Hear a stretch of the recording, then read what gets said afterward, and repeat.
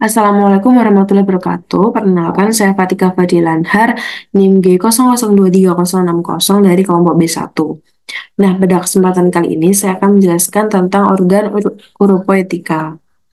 Oke, yang pertama itu ada mekanisme ereksi. Jadi, ereksi sendiri ini dikontrol oleh sistem saraf parasimpatis, di mana serabut afrennya pada nervus dorsalis penis, kemudian ke nervus pudendus, cornu posterior segmen sakral, dan nantinya ke sentrum genitospinalnya. Nah, jadi ereksi ini uh, disebabkan oleh impuls saraf parasimpatis yang menjalar dari bagian sakral medula spinalis melalui saraf-saraf pelvis ke penis. Berlawanan dengan sebagian besar saraf parasimpatis, serat parasimpatis ini diyakini melepaskan oksida nitrat atau nitrit oxide atau vasoaktif intestinal peptide selain asetilkolin. Nah, oksida nitrat ini nantinya akan mengaktifkan enzim guanilil siklase yang menyebabkan peningkatan pembentukan dari guanosin monofosfat siklik ini, GMP ini. Nah, GMP siklik ini terutama melembarkan arteri-arteri penis dan jalinan trabekula, serat-serat otot polos di jaringan erektil corpus cavernosa dan corpus spongiosum dalam batang penis. Dengan melumasi otot-otot polos pembuluh darah, aliran darah itu nanti masuk ke dalam penis bertambah, menyebabkan lepasnya oksida nitrat. Jadi oksida nitrat ini lepas dari sel endotelial pembuluh darah dan terjadilah vasodilatasi lebih lanjut. Jaringan erektil penis ini terdiri atas sinusoid cavernosa yang lebar, yang normalnya tidak terisi penuh dengan darah. Namun karena terjadi tadi pembuluh darahnya sangat dilatasi, darah arterinya mengalir dengan cepat ke dalamnya.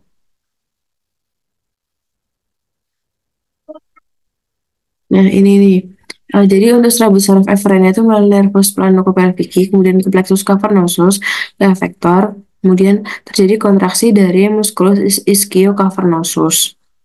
Nah, selanjutnya terjadi vasodilatasi arteri profunda penis dan arteri dorsalis penis. Nah, nanti arteri helicinae dan caverna corpora cavernosa itu terisi darah. Jadi nanti di sini kayak terisi darah. Terus nanti tunika albuginnya itu bakal menegang. Terus nanti vena dorsalisnya ini kejepit sehingga terjadilah namanya ereksi gitu. Oke, selanjutnya ke mekanisme dari ejakulasi. Nah, untuk ejakulasi sendiri ini merupakan refleks kontraksi peristaltik dari vas deferens dan vesika seminalis yang mengeluarkan sekitar 3 milisemen yang mana di dalamnya terkandung sekitar 300 juta spermatozoa. Jadi ketika rangsangan seks menjadi amat kuat, pusat refleks medula spinalis itu mulai melepas impuls simpatis yang meninggalkan medula spinalis pada segmen T12 sampai ke lumbal 2. Nah, berjalan ke organ genital melalui plexus hipogastrik dan plexus saraf simpatis pelvis untuk mengawali emisi awal dari ejakulasi. Jadi, ejakulasi di dua proses, emisi sama ejakulasi. Emisi sendiri dimulai dengan kontraksi vas deferens dan ampula yang menyebabkan keluarnya sperma ke dalam uretra interna. Selanjutnya, uh, kontraksi lapisan otot kelenjar prostat diikuti dengan kontraksi vesikula seminalis akan menyemprotkan cairan prostat dan cairan seminalis ke dalam uretra juga, mendorong sperma untuk lebih jauh. Nah, nanti semua cairan ini tuh akan bercampur di uretra interna yang dengan mukus yang telah disekresi oleh kelenjar bulba uretra untuk membentuk semen. Kemudian pengisian uretra interna dengan semen mengeluarkan sinyal sensoris nih yang nantinya akan dihantarkan melalui nervus pudendus ke regiosakral medula spinalis. Sinyal sensoris ini merangsang terjadinya kontraksi ritmis organ genital interna dan menyebabkan kontraksi otot-otot ischiocavernosus dan bulbocavernosus yang menekan dasar jaringan erektil penis. Selanjutnya, keadaan tadi itu menyebabkan terjadinya peningkatan tekanan yang ritmis dan bergelombang di kedua jaringan erektil penis dan di ductus genital serta uretra yang nantinya akan mengejakulasikan semen dari uretra keluar. Nah, proses ini disebut ejakulasi. Jadi nanti cairannya itu keluar lewat uretra. Lihat di sini. Oke, selanjutnya tentang kelenjar-kelenjar yang bekerja saat proses ejakulasi dan ereksi. Yang pertama ada vesicula seminalis, seminal gland. Nah, vesicula seminalis ini terletak pada permukaan posterior dari vesika urinaria. Kemudian ada ductus deferens, ini ductus deferens yang berjalan pada sisi medialnya. Nah, untuk struktur umum dari vesicula seminalis ini yaitu ada dua buah organ berlobus terletak pada permukaan posterior VU. Kemudian untuk fungsinya ini sebagai kantong semen mani yang dindingnya nanti menghasilkan cairan lendir mengandung fruktosa, asam askorbat, dan asam amino sebagai makanan dan pelindung sperma sebelum membuahi ovum. Nah, untuk neurovaskularisasi dari vesicula seminalis untuk arterinya yaitu ada arteri vesikalis inferior dan ada arteri rectalis media. Untuk venanya ada nanti bermuara ke vena iliaca internal. Nah, untuk inervasinya sendiri itu dari plexus prostaticus, cabang plexus hypogastricus inferior yang memberikan cabang ke glandula vesikal. Nah, untuk limfonya menuju nodus limfa iliaci interni. Oke, next. Selanjutnya ada glandula prostat, ini ya prostat. Nah, ini dia glandula prostat. Jadi, untuk glandula prostat ini terletak antara kolom vesika dan diafragma urogenital, muara pada uretra pars prostatica melalui ductus prostaticus. Untuk struktur umumnya difiksasi oleh beberapa ligamen, yaitu dari ligamen puboprostaticum. Nanti muara pada uretra pars prostatica melalui ductus prostaticus. Nah, di glandula prostat ini ada 5 lobus, yaitu lobus anterior, medius, posterior, lateral, dextra, et sinistra. Selain itu juga ada 4 zona, yaitu ada zona sentral, zona transisional, zona periferal, sama ada zona periuteral. Untuk fungsi dari glandula prostat ini yaitu menghasilkan cairan basal menyerupai susu yang nantinya menetralisir asiditas atau keasaman vagina dan meningkatkan motilitas sperma. Untuk neurovaskularisasi dari glandula prostat yaitu arterinya ada cabang-cabang dari arteri vesikalis inferior dan arteri rectalis media, kemudian venanya bentuk plexus venosus prostaticus, menampung darah nih dari vena dorsalis penis profunda bermuara ke vena iliaca interna. Nah, untuk nodus limfanya yaitu iliaci interni juga. Terus inervasinya oleh plexus hypogastricus inferior. Untuk saraf simpatiknya merangsang otot polos prostat saat nantinya terjadi ejakulasi. Nah, yang ketiga ada glandula bulbouretralis. Nah, untuk glandula bulbouretralis ini letaknya di dalam diafragma urogenital. Ini nih, ya ini, glandula bulbouretralis. Kemudian fungsinya ini menghasilkan sekret pada fase ereksi saat terjadi rangsangan seksual. Jadi kayak menghasilkan cairan mukus untuk pelumas sebelum berhubungan seksual. Next. Oke, selanjutnya ke proses fertilisasi. Jadi gimana sih proses fertilisasi itu bisa terjadi? Oke, pada mulanya sperma ini akan melewati corona radiata. Nah, nanti ketika udah ada satu sperma nih yang bisa lewat masuk di zona pellucida, maka sperma yang lain yang ada di corona radiata itu akan mati karena corona radiata nantinya akan menghasilkan enzim yang dapat membunuh sperma lainnya.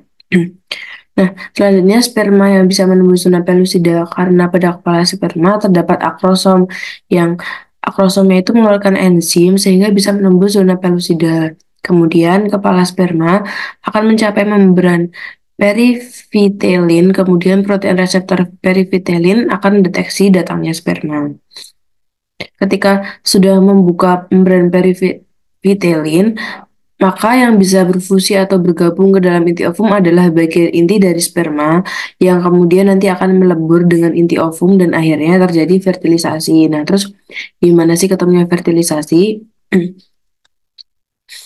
Nah, ini nih, kan jadi ovarium tuh akan terjadi proses oosit primer jadi follicle the graft kan nanti. Dan nanti follicle the graftnya akan pecah menghasilkan oosit sekunder pada peristiwa yang disebut ovulasi. Ini follicle the graftnya keluar. Nah, kemudian dengan bantuan fimbre ini nanti ovum yang akan keluar itu bergerak menuju tuba fallopi. Nah, ditangkap oleh si Fimbre ini. Kemudian nanti saat dia berjalan di tuba fallopi, ada sperma yang dari cowok itu masuk. Nah, biasanya bertemu ini di ampula tuba fallopi, atau kayak ampula tuh bagian yang melebar dari tuba fallopi gitu. Nah, hasil dari nanti ketika ovum dan spermanya bertemu, itulah namanya fertilisasi. Hasil fertilisasi disebut dengan zigot dan akan berjalan menuju uterus, akan terjadi pembelahan. Nanti kalau udah fertilisasi di sini bertemu, nanti berjalan nih menuju uterus. Dan nanti di uterus bisa terjadi pembelahan. Zigot kemudian setelah pembelahan akan menjadi morula dan kemudian menjadi blastula. Nah, blastula yang ada di uterus ini kemudian akan mengalami proses implantasi, di mana implantasi itu adalah proses melemburnya embrio ke dalam dinding embrio. Nah, selanjutnya ada proses implantasi. Jadi, implantasi ini ketika zigot mengalami pemasukan ke dalam dinding endometrium di bagian uterus terjadi pada hari ke-6. Kemudian ketika implantasi, embryom tuh endometrium akan membengkak seiring meningkatnya penyimpanan glikogen. Hal ini memicu trofoblast untuk memulai sekresi enzim yang digunakan untuk melarutkan dinding endometrium sehingga tahap implantasinya berlangsung. Nah, trofoblast itu dia juga akan berimplantasi ke lapisan otot arteri spiralis yang terdapat dalam endometrium, sehingga trofoblast memasuki jaringan di arteri spiralis, sehingga nanti jaringan matriksnya berubah menjadi lembut dan memudahkan lumen arteri spiralis berdistensi dan dilatasi. Ini kayak masuk gitu. Fase dilatasi dan distensi ini yang menyebabkan turunnya resistensi vaskular dan meningkatnya aliran darah pada daerah ureter plasenta, sehingga cukup banyak aliran darah yang ke janin dan perfusi jaringan meningkat, sehingga janinnya itu nanti dapat nutrisi dan tumbuh dengan baik. Oke, selanjutnya tentang perjalanan urin. Jadi secara umum, perjalanan urin itu dimulai dari ginjal atau ren, kemudian berlanjut ke ureter, selanjutnya nanti akan ke vesika urinaria atau kandung kemih, dilanjutkan ke uretra, kemudian nanti bermuara di ostium uretra externum. Begitu juga yang dengan UGM ini juga dimulai dari ren, kemudian ureter, vesika urinaria, dan nanti ada uretra, kemudian ada juga ostium uretra externum.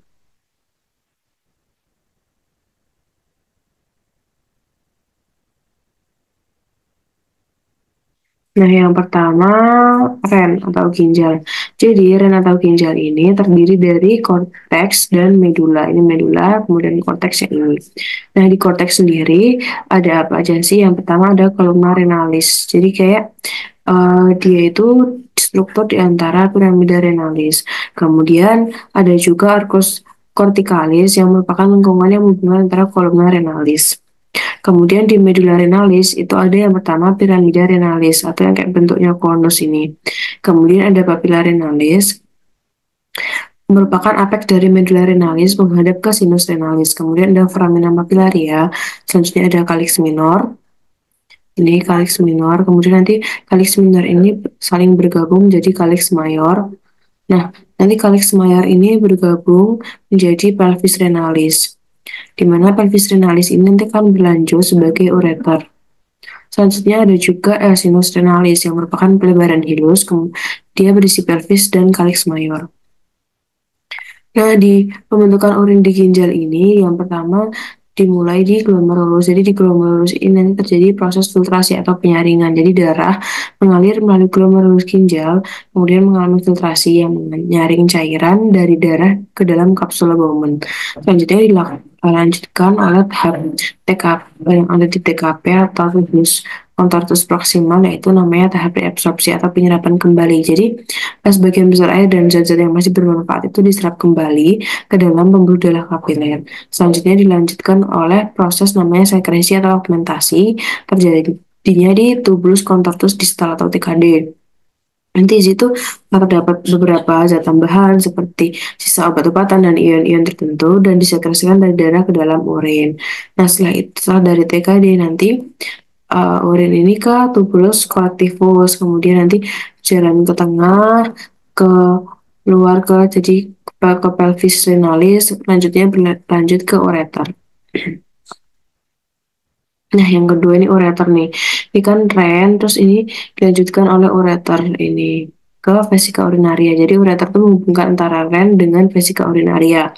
Nah, di ureter sendiri ada 3 penyempitan. Yang pertama ada di sini, uretero-pelvic junction, di mana ini merupakan pertemuan pelvis renalis dengan ureter. Kemudian penyempitan yang kedua pada saat ureter ini menyelangi bifurcatio di arteri iliaca communis di tepi apertura pelvis superior. Kemudian yang ketiga, penyempitannya saat ureter memasuki vesika urinaria. Nah, yang ketiga ada vesika urinaria atau yang kita sebut biasanya kandung kemih. Jadi, vesika urinaria ini terletak di kafum pelvis saat kosong dan saat terisi penuh akan mengembang ke superior hingga ke kafum abdomen saat penuh. Jadi, untuk vesika urinaria pria ini terletak di depan rektum. Sedangkan untuk yang wanita, urutan dari anterior itu ada vesika urinaria, uterus, kemudian rektum. Vesika urinaria pada orang dewasa ini setinggi os pubis. Nah, untuk struktur internal dari vesika urinaria, yang pertama ada tunica serosa, kemudian yang kedua ada tunica muscularis. Ini tunica muscularis ini terdiri dari musculus detrusor dan musculus sphincter vesica. Kemudian ada tunica submucosa, dan yang keempat ada tunica mucosa. Ini tunica mucosa. Nah, tunica mucosa ini terdiri dari beberapa bagian. Yang pertama ada trigonum vesica litaudi, ini trigonum vesica. Selanjutnya ada juga muara ureter atau ostium ureteris, ini muara uretranya, ureter maksudnya. Kemudian ada ostium uretra internum, ini ostium uretra internum. Kemudian ada plica interureterica, ini plica. Selanjutnya ada juga ovula vesica. Nah, selanjutnya yang keempat itu adalah uretra. Jadi uretra ini merupakan saluran yang berasal dari basis vesika urinaria hingga ke ostium uretra eksternum. Uretra pada pria dan wanita ini beda ya. Nah, kalau pada pria ini nanti ada terdiri dari 4 parts. Kemudian panjang uretra pria itu sekitar 18 sampai 20 cm, sedangkan pada ini kan panjang kan. Sedangkan pada wanita ini panjangnya sekitar 4 sampai 5 cm saja. Nah, untuk yang pria sendiri, uretranya ini terdiri dari beberapa parts. Yang pertama, pars preprostatica, berarti sebelum prostat. Kemudian ada uretra pars prostatica, tepat di prostat.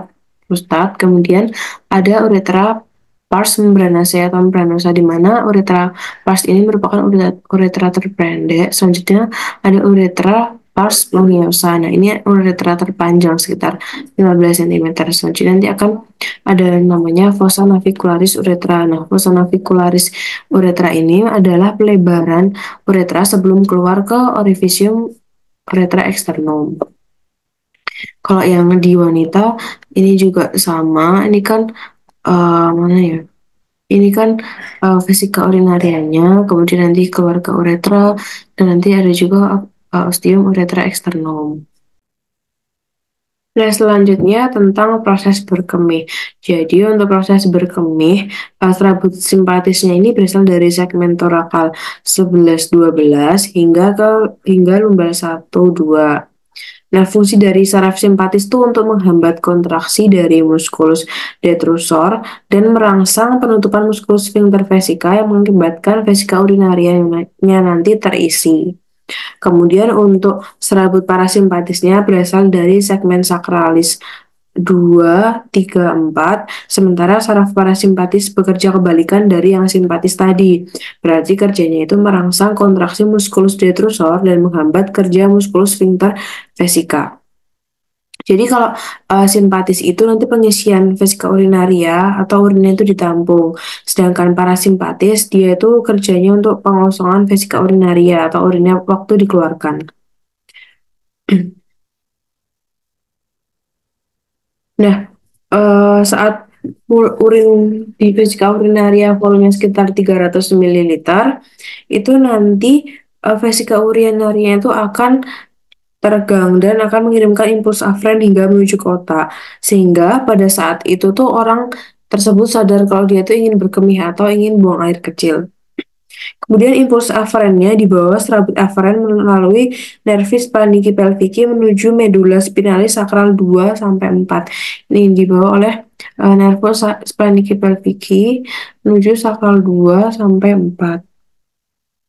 Sebagian serabut aferen berjalan bersama saraf simpatis dan masuk ke medula spinalis segmen lumbar 1 dan 2. Impuls efferentnya berjalan melalui medula spinalis segmen sakral 2 sampai 4 yang akan meningkatkan kontraksi dari musculus detrusor vesica dan merelaksasi musculus sphincter vesica. Nah, impuls efferent lainnya yang dikirim nervus pudendus akan merelaksasi musculus sphincter uretra. Ini nih, nervus pudendus ini. Nah, impuls efferent yang dikirim nervus pudendus akan merelaksasi musculus sphincter uretranya. Nah, ini nervus pudendus.